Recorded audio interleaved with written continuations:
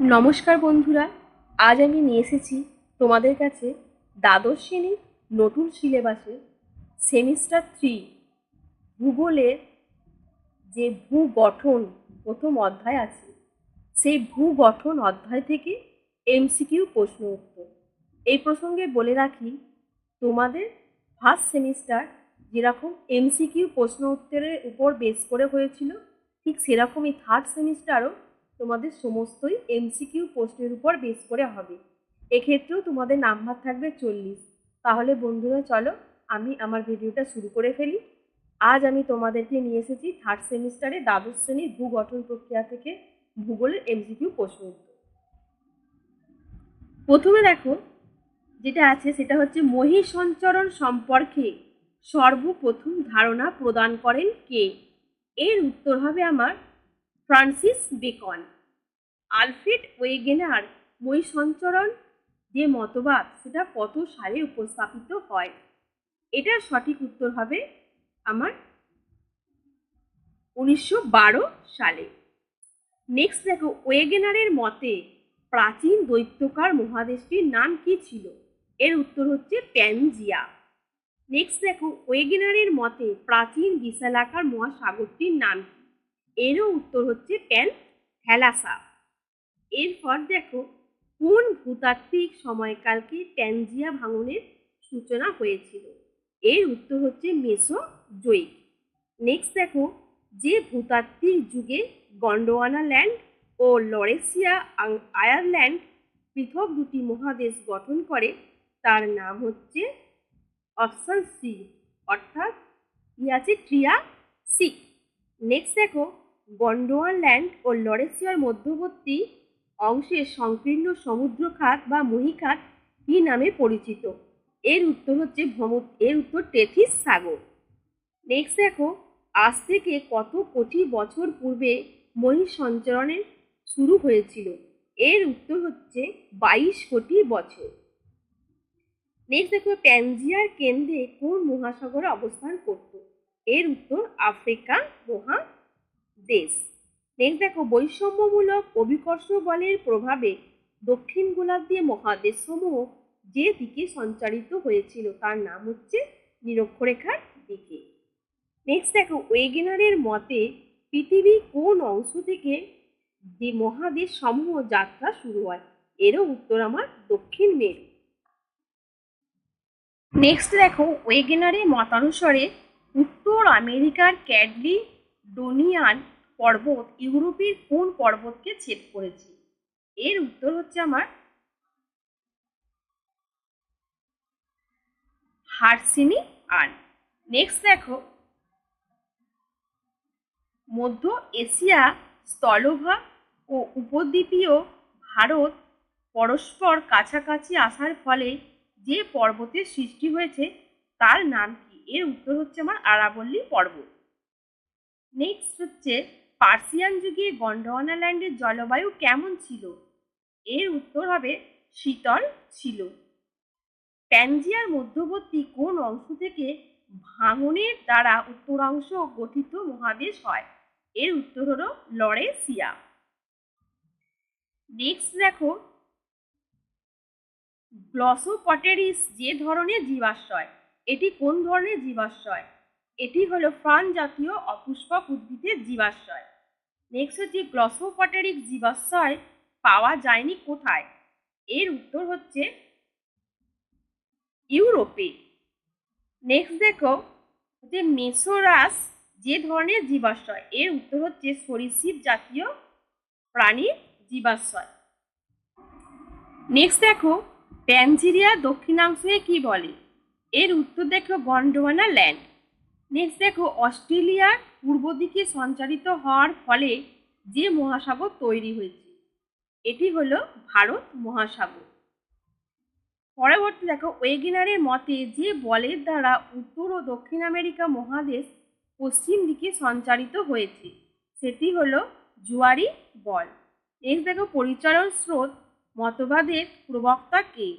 এর উত্তর হচ্ছে আর্থার হোমস। নেক্সট দেখো, ওয়েগেনারের মতে মহাদেশগুলি সঞ্চালনের সময় দক্ষিণ মেরু অঞ্চলকে আটকা পড়ে যায় আন্টার্কটিকায়। ওয়েগেনারের মতে তেথিস সাগরের কোন অংশে এখনো অবশিষ্ট আছে জলভাগ? তার নাম হচ্ছে ভূমধ্য সাগর। উত্তর আমেরিকায় অ্যাপেলেসিয়ান পার্বত্য অঞ্চলে প্রাপ্ত যে খনিজ পদার্থ মই সঞ্চালনের সপক্ষে প্রমাণ দেয় তা হল কয়লা, যেটি আঙ্গারল্যান্ডের অংশ ছিল না, সেটি হলো অস্ট্রেলিয়া। এদের মধ্যে কোনটি মই সঞ্চালনের সপক্ষে প্রমাণ দেয়? এখানে সঠিক উত্তর হবে অপশান এ। অপশান এ আছে দেখো, পুরাচুম্বক মতবাদ। উত্তর ও দক্ষিণ আমেরিকার পশ্চিম দিকে সঞ্চালনের ফলে যে মহাসাগর সৃষ্টি হয়েছে তার নাম হলো আটলান্টিক মহাসাগর। ওয়েগেনারের মতে কার্বনিফেরাস যুগের পূর্ব দক্ষিণ আমেরিকায় উপদ্বীপীয় ভারত, অস্ট্রেলিয়া, আফ্রিকা, আন্টার্কটিকা একত্রিত হয়ে যে ভূখণ্ড গঠন করেছিল সেটি হলো গন্ডোয়ানা ল্যান্ড। ওয়েগেনারের মই সঞ্চালনের জন্য প্রয়োজনীয় বলের কথা বলেন, সেটি হলো অপশান বি, অর্থাৎ জোয়ারি বল ও বৈষম্যমূলক অভিকর্ষজ বল। নেক্সট দেখো, ওয়েগেনারের লেখা বইটির নাম হলো option B, the origin of continents and ocean. Next দেখো, যে ধরনের সমুদ্রে প্রবাল প্রাচীর গড়ে ওঠে? অপশান এ, উষ্ণমণ্ডলের সমুদ্র। নেক্সট দেখো আছে, প্লিটোসিন যুগে দক্ষিণ আমেরিকা, আফ্রিকা, অস্ট্রেলিয়া, উপদ্বীপীয় ভারতে যে ধরনের জলবায়ু বিরাজ করে সেটি হলো অতি শীতল। বিভিন্ন ভূতাত্ত্বিক যুগে মেরুবিন্দু স্থানান্তর জানতে সাহায্য করছে পুরাচুম্বক তত্ত্ব। ওয়েগেনার মতবাদটি ইংরেজিতে পরিমার্জিত আকারে যে বছর প্রকাশিত হয় সেটি হলো 1922 সালে। ব্রাজিলের সেন্ট ক্যাথরিনা পার্বত্যভূমি গঠনের সঙ্গে দক্ষিণ আমেরিকার যে পার্বত্যভূমি গঠনের মিল পাওয়া যায় সেটি হলো কারু পর্বত। প্যানজিয়া শব্দটির অর্থ হলো সমগ্র ভূখণ্ড। আটলান্টিক মহাসাগরের পূর্ব ও পশ্চিম দিকে মহাদেশগুলি একসঙ্গে জোড়া লাগানোর বিষয়টিকে বলা হচ্ছে জিগস ফিট। এদের মধ্যে কোন বিজ্ঞানী মই সঞ্চালনের বিপক্ষে ছিলেন? তিনি হলেন হ্যারল্ড জেফ্রিক্স। ওয়েগেনারের মতে বৈষম্যমূলক অভিকর্ষ বলের জন্য মহাদেশসমূহ যে দিকে সঞ্চারিত হয়েছিল সেটি হলো উত্তর দিকে। নোভান অর্গায়াম গ্রন্থের লেখক হলো ফ্রান্সিস বেকন। মই সঞ্চালনের প্রবক্তা ছিলেন আলফ্রেড ওয়েগেনার। মই সঞ্চালন মতবাদ অনুযায়ী একসময় সমস্ত মহাদেশ একত্রে কি নামে পরিচিত ছিল? প্যানজিয়া। নিচে কোন প্রমাণটি মই সঞ্চালন মতবাদের সমর্থনে ব্যবহৃত হয়? সেটি হলো জীবাশ্ম প্রমাণ। নিচের কোনটি মই সঞ্চালনের অন্যতম ফল? পর্বত গঠন। আলফ্রেড ওয়েগেনার মই সঞ্চালন বলতে কোন বৈজ্ঞানিক বিষয়গুলির উপর ভিত্তি করেছিলেন? সেটি হলো ভূতাত্ত্বিক গঠন, জীবাশ্ম ও আবহাওয়া। মই সঞ্চালন মতবাদ পরবর্তীতে কোন বৃত্তের তত্ত্ব মাধ্যমে ব্যাখ্যা করা হয়? সেটি হলো আপেক্ষিকতা তত্ত্ব। প্যানজিয়া ভাগ হয়ে কোন দুটি মহাদেশীয় ব্লকে বিভক্ত হয়েছিল? লরেশিয়া ও গন্ডোয়ানা। নেক্সট, মই সঞ্চালনের ফলে কোন দুটি মহাদেশ একে অপরের থেকে দূরে সরে যায়? উত্তর আমেরিকা ও ইউরোপ। আলফ্রেড ওয়েগেনারের মই সঞ্চালন তত্ত্ব শুরুতে বিজ্ঞানীদের দ্বারা কেন প্রত্যাখ্যাত হয়েছিল? এটি কারণ হলো মহাদেশ চলাচলের জন্য গ্রহণযোগ্য ব্যাখ্যার অভাবে। নেক্সট, মহাদেশগুলি কিভাবে সঞ্চালন করে তা পরবর্তীতে কোন শক্তির মাধ্যমে ব্যাখ্যা করা হয়? ভূ অভ্যন্তরীণ তাপ ও প্রবাহমানতা। নেক্সট, মই সঞ্চালন মতবাদ কোন বৈজ্ঞানিক ধারণা ভিত্তি স্থাপন করেছিল? প্লেটো টেকটোনিক তত্ত্ব। কোন মহাদেশটি বর্তমানে সবচেয়ে দ্রুত গতিতে সঞ্চালন করছে? অস্ট্রেলিয়া। নিচের কোনটি মহী সঞ্চালনের অন্যতম ফল নয়?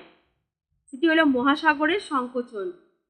মহী সঞ্চালন মতবাদের সমর্থনে জীবাশ্ম প্রমাণ কোন মহাদেশে পাওয়া যায়? সেটি হলো অপশান এ, আফ্রিকা ও দক্ষিণ আমেরিকা। নেক্সট দেখো, মহী সঞ্চালনের ফলে কোন পর্বতমালা তৈরি হয়েছে?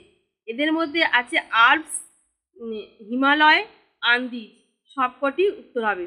মহী সঞ্চালন কত গতিতে ঘটে? মহী সঞ্চালন ঘটে প্রতি বছর কয়েক সেন্টিমিটার হারে। আজকে এই পর্যন্ত, আবার তোমার সাথে দেখা হবে পরবর্তী বিষয় নিয়ে। ধন্যবাদ।